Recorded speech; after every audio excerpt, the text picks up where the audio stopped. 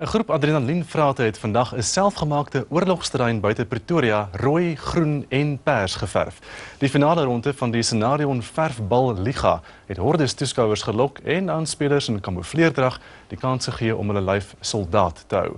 Daniela de Plooy en kameraman Pierre Leroux was daar en moes koes vir die verfballe wat nogal kan seermaak as dit jou tref.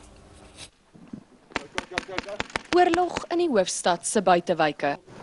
Maar die soldate is eintlik net adrenalienverslaafde mans en 'n handvol vroue wat in spanne van 3 en 5 meeding om as verfbalkampioene gekroon te word. En volgens die organiseerders word kinderdrome hier bewaarheid.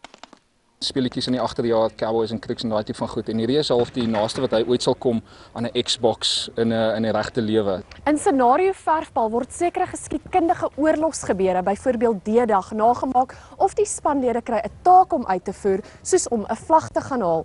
En hoewel daar baie streng reëls is om die spelers teen verfballe te beskerm, bly dit maar 'n sport met sy kwota beserings. Jy kan ernstig seer kry. Dis waarom jy die masker dra. In ons events wat ons aanbied, het ons marshals of refs wat die hele game kontroleer van begin tot einde. Daar's allerlei reëls aangaande jou geweer.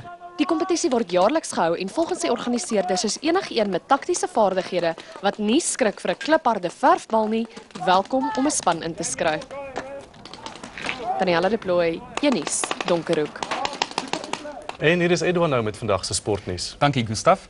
Die Britse en Ierse leeu's breek hulle wendroogte deur onder en die Stormers